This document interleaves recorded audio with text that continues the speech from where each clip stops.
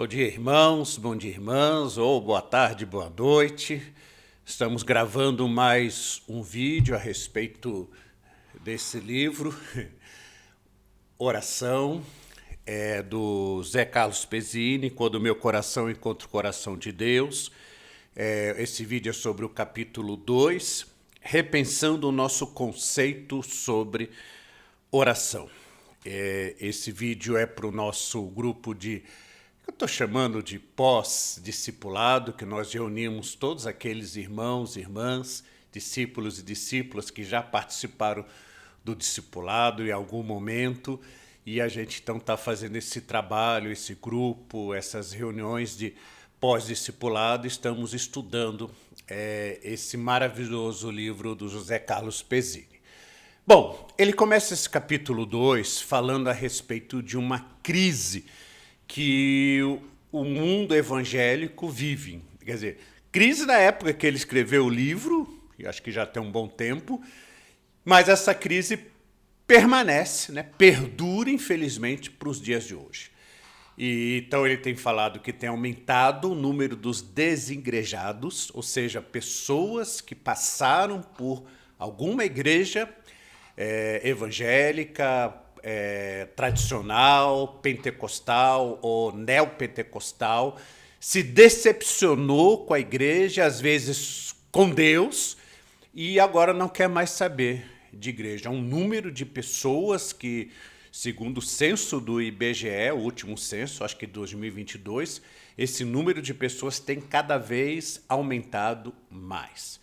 Por outro lado, se a gente começar a frequentar muitas igrejas nos dias de hoje, nós vamos ver que muitas igrejas, e aqui também não há preconceito em relação se a igreja é tradicional, é pentecostal, é neopentecostal, isso ocorre em todas as igrejas, infelizmente, quer dizer, em várias dessas igrejas, infelizmente, que é um culto entretenimento. Muitos pastores imaginam que o ministério do pastor é ser um bom programador de eventos, e aí ele então procura fazer do culto um evento que consiga entreter a sua audiência, a sua igreja, os irmãos e irmãs, para que as pessoas venham, não por causa de Deus, ou porque querem receber uma mensagem, uma palavra de Deus, ou querem mudar as suas vidas, ou querem ser transformadas pelo Espírito Santo de Deus, mas porque o culto é um bom, é um bom entretenimento, né? Por outro lado, também a gente vê muitos pastores sendo endeusados. E vejam, né, nós, seres humanos, somos criatura. O único criador é Deus. O único que pode ser adorado é Deus. E quando nós adoramos homens, mulheres, pastores, pastoras, líderes, políticos, enfim, nós estamos deixando de adorar o Criador para adorar a criatura. E isso faz mal para a pessoa que está sendo endeusada, que vai se sentindo uma pessoa acima do bem e do mal, e acaba querendo concorrer com Deus, e Deus não aceita a concorrência. E faz mal para os que estão endeusando. A Bíblia diz que quando nós... Isso é idolatria, quando nós praticamos idolatria, né? O que nós adoramos tem boca e não fala, tem ouvidos e não escuta, tem olhos e não vê, e as pessoas que adoram os ídolos se tornam iguais a eles. E, infelizmente, nós temos visto isso, pessoas se tornando autossuficientes e achando que não precisam mais de Deus.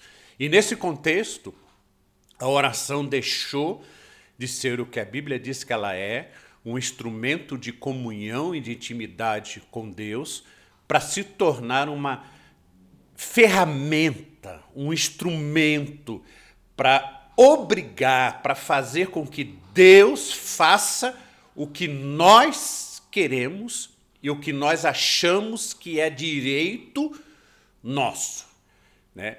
E aí, quando a gente não tem, né, Deus não faz o que a gente quer, na hora que a gente quer, como a gente quer, ou seja, a oração se torna uma forma, um meio de nós darmos ordens a Deus e falarmos para Deus fazer a nossa vontade, invertendo tudo. Ou seja, a criatura dando ordens ao Criador. E aí quando Deus não faz o que a gente quer, né, que é o que acontece na maioria das vezes, a gente usa a oração para ficar lamentando diante de Deus porque ele não atendeu os meus desejos egoístas. E aí o autor convida a gente para olhar para a Bíblia e na Bíblia olhar para o centro da Bíblia, que é Jesus. E olharmos para ver como Jesus orava, como Jesus se relacionava com Deus, né? E ele levanta algumas perguntas, né? Por exemplo, uma coisa que eu sempre pensei também, né? Se a Bíblia diz claramente que antes que eu peça, Deus já sabe o que eu vou pedir. Antes que eu peça, Deus já sabe todas as minhas necessidades. Por que razão ele quer que eu fique pedindo? Né? Por que razão ele quer que eu fique lá? Né? Será que Deus gosta que eu fique, né, choramingando aos seus pés? Ah, Deus, por favor, faça isso. Ah, Deus, eu estou precisando disso, estou precisando daquilo. Se a gente olhar para a vida de Jesus, a gente vai perceber que Jesus não usava a oração como um instrumento de tirar coisas de Deus ou de fazer Deus fazer a vontade dele. Pelo contrário, Jesus vai mostrando na sua vida de oração, na sua caminhada aqui na terra, e na sua caminhada aqui na terra ele caminhou com Deus, que ele busca Deus, não pelo que Deus pode dar, prestem bem atenção, mas buscamos a Deus pelo que Deus é, pelo prazer de estar em comunhão com Deus. Pensa uma coisa, se você e eu tem certeza de que Deus nos ama, que é a mensagem central da Bíblia. O Evangelho de João diz que a glória de Deus, né, que Deus glorificou Jesus na cruz, porque na cruz é o ponto alto da história da salvação, porque ali na cruz Deus mostra o seu amor por nós, um amor incondicional, um amor que não depende da nossa resposta, um amor que não depende dos nossos pecados, um amor que não depende da gente fazer coisas certas. É um amor que Deus nos ama de verdade. E se a gente confia nesse amor, se a gente confia na graça que Deus nos abençoa pela sua graça, não porque a gente mereça, porque se a gente pedir o que a gente merece, a gente só merece ser castigado, a gente só merece o inferno, porque nós temos uma natureza pecadora. Né? Às vezes uma pessoa passa por um problema e ela pergunta, oh Deus, por que permitiste que eu sofresse tal coisa? E aí Deus pergunta, por que não? Por que não? Porque você é pecador, você faz coisas erradas. Porque a gente acha que se a gente vai na igreja, se a gente é crente, a gente está melhor do que as outras pessoas. Não, pelo contrário. Se a gente vai na igreja, se a gente é crente, a gente conhece mais ainda Deus e mais ainda a palavra, e a gente tem mais consciência da nossa natureza pecadora, dos nossos pecados e da nossa tentativa eterna de autossuficiência, nossa arrogância e da nossa soberba. Então, se a gente confia em Deus, na sua graça, na sua bondade, a gente precisa aprender a confiar na sua providência, confiar naquilo que Jesus falou. Olhai os lírios do campo. Eles não fiam, eles não tecem roupa, mas nem Salomão, em toda a sua riqueza, se vestiu dessa forma como os lírios do campo. Hoje Jesus fala, olhar os passarinhos, eles não trabalham, eles não guardam as coisas em celeiro, mas Deus não deixa faltar o alimento diário. E Jesus diz, você e eu, nós valemos muito mais que os lírios e que os passarinhos. Ou seja, se eu confio que Deus me ama, confio na graça de Deus, na bondade de Deus, eu preciso descansar na providência de Deus. E se eu descanso na providência de Deus, as minhas necessidades não devem ser mais a prioridade da minha agenda de oração. Eu não tenho mais uma agenda de oração onde eu tenho que ficar o tempo todo colocando diante de Deus o que eu preciso, porque eu preciso confiar na providência de Deus. Então a prioridade da minha agenda de oração passa a ser o prazer de estar com Ele. Quanto mais tempo eu fico com Ele, mais tempo eu tenho vontade de ficar com Ele. Jesus mesmo disse, lá no Evangelho de João, quando ele estava fazendo o seu discurso de despedida, eu acho que é o capítulo 14, 15, 16, ou 15, 16, Jesus está se despedindo dos seus discípulos e em determinada altura ele fala para os discípulos, olha, eu estou indo, mas eu volto. Eu, o Pai, vamos voltar e fazer morada em vocês. Aí Judas pergunta, mas como que é isso? Como que Jesus, nós vamos morar através do Espírito Santo, nós vamos fazer de cada cristão, de cada discípulo, uma morada de Deus. Ora, se Deus está morando em mim, então, né, eu tenho que ter, né, o prazer, né, e isso significa que eu tenho que ter o prazer de ter uma comunicação e um diálogo consciente com Deus, né, na minha vida o tempo todo, porque está morando comigo. Não posso ignorar essa presença de Deus em nós. Aí o autor compara nós com os nossos filhos. Né, e eu fiquei pensando bastante, né, da minha relação com meu pai. Eu acho que eu já falei isso várias vezes, mas eu gosto muito sempre de repetir essa história. Meu pai tinha uma condição financeira muito boa, mas ele tinha muita dificuldade de se relacionar com as pessoas, especialmente com os filhos, e ele achava que os filhos só queriam dinheiro dele e coisas dele. Então, às vezes eu ia visitar meu pai, e aí meu pai sempre trabalhou em casa, porque ele comprava e vendia carro, cuidava dos imóveis dele. E aí eu chegava no escritório dele, que era um cômodo da casa, ele pegava uma mesa de jantar, se tornava a mesa dele, né? Aí eu sentava ali na frente dele e ele ficava ali trabalhando, fazendo as contas, anotando as coisas por uns 5, 10 minutos, eu parado na frente dele. Depois de algum tempo ele parava, levantava a cabeça, olhava para mim e dizia, a que devo a honra da visita? Se ele estivesse de bom humor. Se ele estivesse de mau humor, ele perguntava, o que você quer? Né? Então ele queria saber, ele achava que a minha visita ali foi para pedir alguma coisa. E eu sempre tentei, a minha vida inteira, até nos últimos 2 anos de vida dele, quando eu cuidei dele, eu fico até emocionado com isso, demonstrar para ele que eu não o buscava por causa do dinheiro que ele podia me dar, mas eu buscava porque eu o amava, que eu tinha prazer em estar com ele.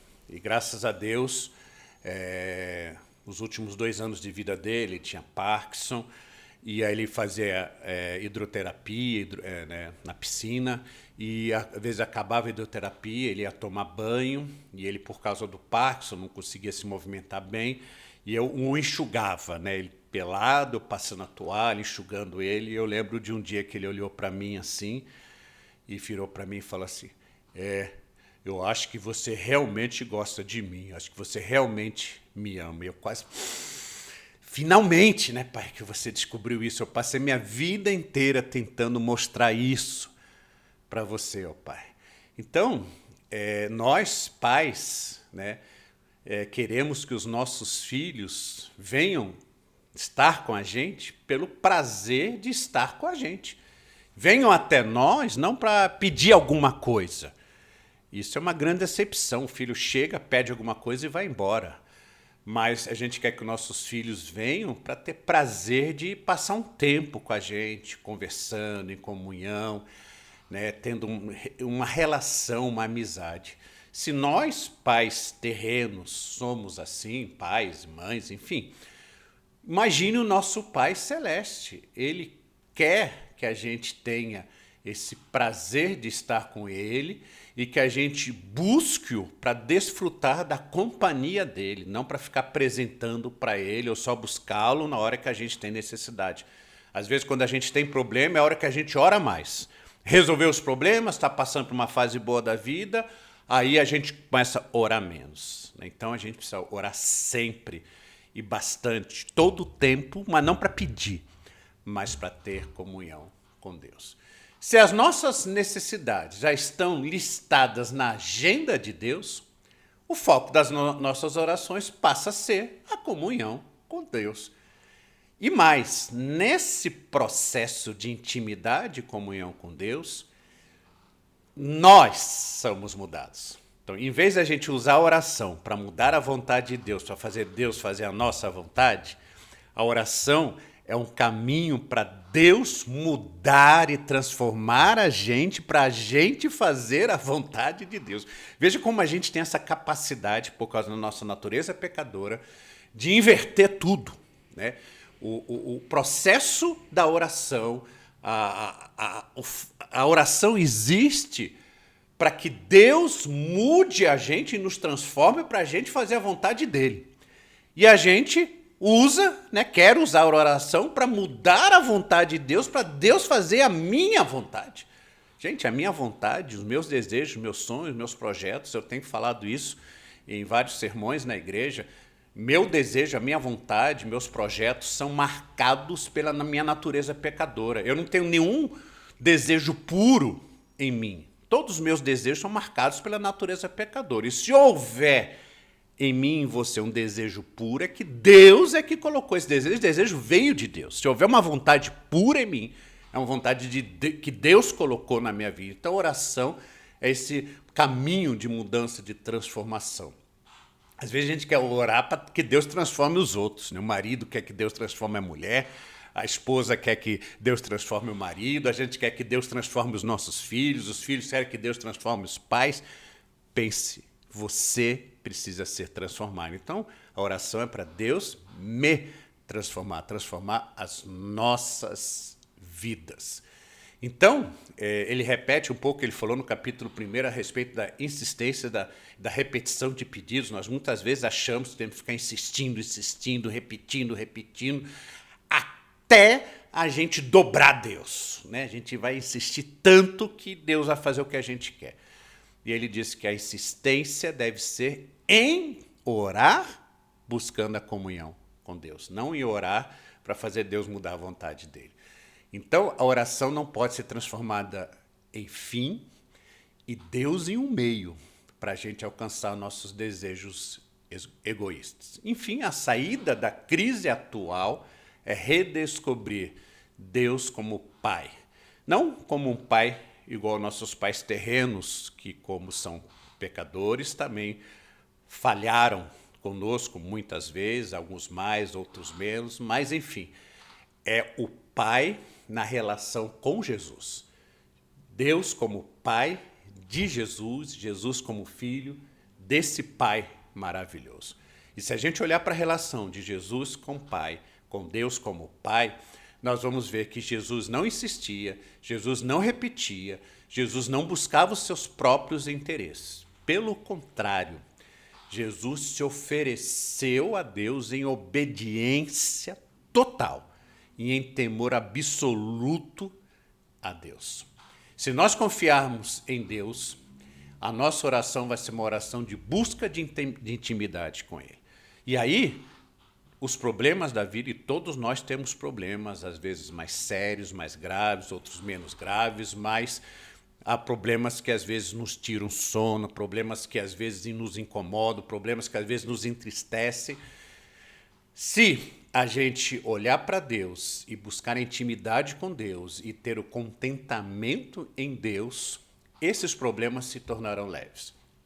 Eu vi uma pregação do pastor Ricardo Agreste, lá da Chácara Primavera, pastor presbiteriano, e ele disse que quando a gente está enfrentando um problema, ele estava pregando sobre Eclesiastes, que fala lá para a gente usar roupas, né, de festa, roupas brancas, né? Isso quer dizer roupas de festa, acho que Eclesiastes capítulo 9. E ele então diz, olha, quando você enfrenta um problema, você tem que tomar uma decisão.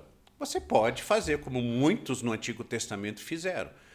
Ao enfrentar um problema, arrancam as suas roupas, se vestem de roupas de pano de saco, pegam cinzas e ficam jogando sobre a cabeça, lamentando pela situação que está vivendo. Ou você pode tomar uma decisão, vestir-se de roupa de festa e se contentar no Senhor, confiar no Senhor em meio às crises da vida. Ele termina falando que muitos pregadores dos dias de hoje argumentam que nós devemos, especialmente dentro da teologia da prosperidade, como eu disse no começo, está presente nas igrejas históricas, nas igrejas pentecostais, nas igrejas neopentecostais, é algo que vem se alastrando no meio protestante, no meio evangélico brasileiro, e isso veio dos Estados Unidos, da igreja americana, que é a ideia de que você é herdeiro de Deus. E se Deus é dono de toda a riqueza do mundo, de todo o ouro e toda a prata, aliás, o ouro é um dos ativos que mais tem subido ultimamente, né? Tem aumentado demais o seu preço. Se não me falha a memória, o ouro aumentou 60% no ano passado, porque é uma grande desconfiança global em relação ao próprio dólar, que antes era o maior investimento, né? Mas se Deus, então, parênteses da economia, né? Se Deus é dono do ouro e da prata, e se eu sou herdeiro dele, então eu tenho direito a todo o ouro e a toda a prata. Então eu tenho direito a me prosperar. Eu quero uma vida de prosperidade, de riqueza, de bens, né? Casa aqui em São Paulo, casa na praia, viagens, né, para Disney, enfim, Cancún, Caribe, né? Mas, infelizmente, ou felizmente, eu diria até felizmente, graças a Deus, que herança na Bíblia não significa isso, né? Se você é herdeiro de Jesus, então nós somos herdeiros da vida que Jesus teve. E a vida que Jesus teve nesta terra foi uma vida onde ele buscou por toda a sua vida obedecer a Deus. Então, a minha herança, que é Jesus, é me parecer com Jesus. Então, Deus me chamou, me amou, mandou Jesus morrer na cruz, me salvou, me trouxe para junto dele, porque ele tem um propósito na minha vida e na sua vida, que é me fazer parecido com Jesus. Ele quer mudar o meu caráter, para o meu caráter ser o caráter de Jesus. Ele quer mudar a minha vontade, mas a minha vontade ser a vontade de Jesus. Ele quer mudar os meus pensamentos são os pensamentos de Jesus. Jesus é o alvo, é soberana a vocação. Paulo argumenta: por um entrou o pecado no mundo, Adão, e Jesus é um novo Adão, e através de Jesus entra a salvação. Então Jesus é o alvo. Então ele é a minha herança. Então a minha herança é ser parecido com Jesus. Ora, como Jesus foi, então eu devo ser herdeiro de Jesus, eu devo herdar a sua submissão completa à vontade de Deus.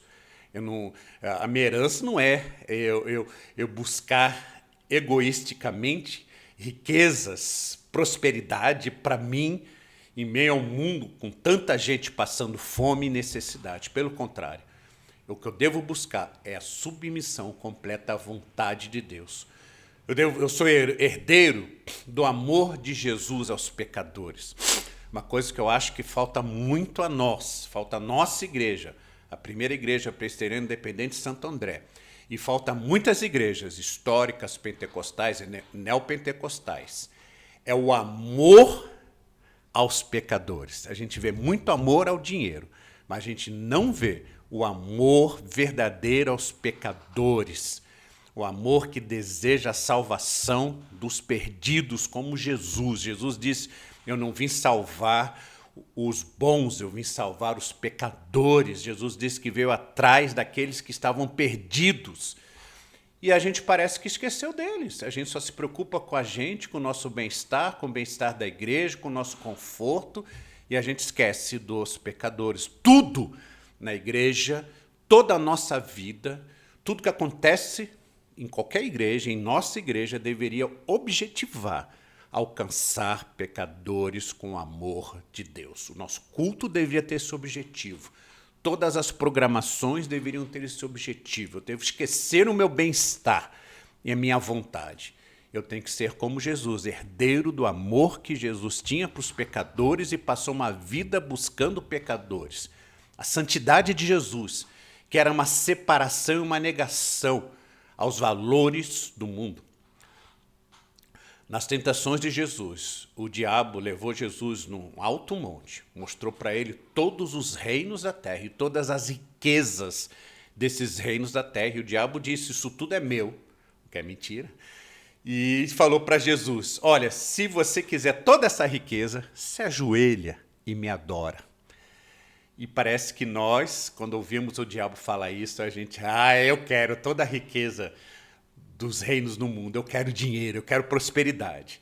E aí então a gente tem se ajoelhado, não diante do Deus verdadeiro, mas temos nos ajoelhado diante do diabo, de Satanás, buscando isso. Então Jesus negou os valores desse mundo. E Jesus pregou os valores do reino que invertem os valores desse mundo. Isso é verdadeira santidade e separação. E acima de tudo, nós somos herdeiros de Jesus, porque Jesus tinha comunhão plena com o Pai. E nós devemos herdar essa comunhão com o Pai. Jesus foi capaz de reconhecer Deus como Pai no momento mais difícil da sua vida. Quando ele estava caminhando em direção à cruz, ele ora a Deus: Pai, afasta de mim esse cálice, mas não seja o que eu quero, mas seja o que tu queres. Ou seja, no caminho da cruz, ele olha para Deus e diz: Deus é meu Pai, Deus me ama, Deus sabe da minha necessidade, sabe dos meus problemas, sabe das minhas dificuldades, sabe do que eu estou passando, sabe do meu sofrimento, sabe da minha dor. E é o meu Pai, mesmo no caminho da cruz. Então essa herança não significa ausência de dor, de sofrimento, nem resolução imediata de todos os nossos problemas. Por último, e eu termino esse vídeo com essa frase: o significado de Deus nos dar todas as coisas pode ser definido exatamente assim. Isso quer dizer que um dia nós vamos ver que nada, literalmente nada que possa ou que poderia aumentar a nossa eterna felicidade nos foi negado. E nada, literalmente nada, que possa reduzir essa eterna felicidade nos foi tirado. Então Deus nos dá aquilo que é importante para a nossa eterna felicidade, que é Ele próprio. E Ele não nos tira nada que atrapalhe essa eterna felicidade, que é a comunhão com Ele próprio. Que Deus assim, irmãos e irmãs, nos ajude e que Deus nos abençoe. Amém?